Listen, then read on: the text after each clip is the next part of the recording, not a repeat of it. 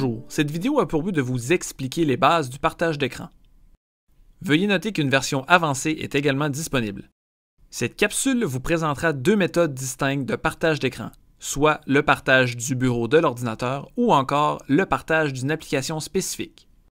De plus, vous en apprendrez davantage sur le partage du son de votre ordinateur et sur le tableau blanc. Pour commencer, nous débuterons avec le partage du bureau de votre ordinateur. Sélectionnez « Partager l'écran » dans le bas de la fenêtre de votre application Zoom. À ce moment, plusieurs options s'offriront à vous. La première consiste à partager votre écran en entier.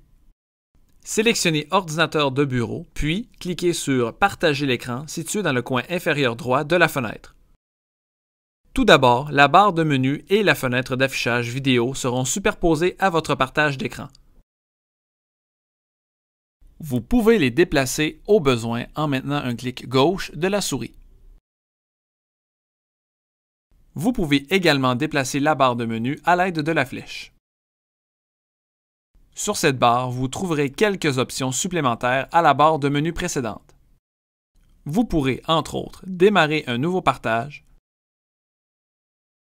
mettre le partage en pause, annoter votre écran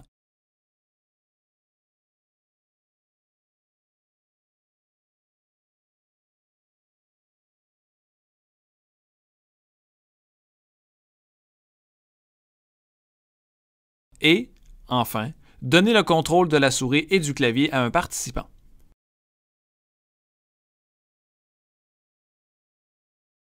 À tout moment, vous pouvez appuyer sur « Arrêter » pour mettre fin au partage d'écran. Passons maintenant à la seconde méthode, soit le partage d'une application spécifique. En effet, plutôt que de partager le bureau en entier, vous pouvez vous limiter à une application ouverte. Un encadré vert indiquera ce qui est visible par les participants. Si une autre application est positionnée sur votre écran partagé, un encadré orange vous l'indiquera. De leur côté, les participants verront un carré gris. Veuillez noter qu'il est également possible, lors d'un partage d'écran, de partager le son de votre ordinateur aux participants de votre réunion.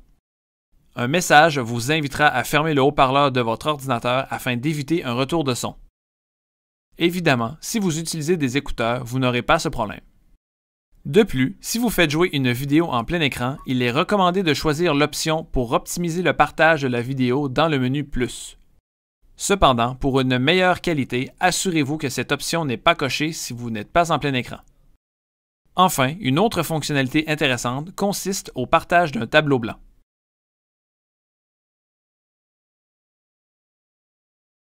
Par défaut, les participants ont la possibilité d'ajouter des annotations à partir du menu Options d'affichage en choisissant l'option Annoter.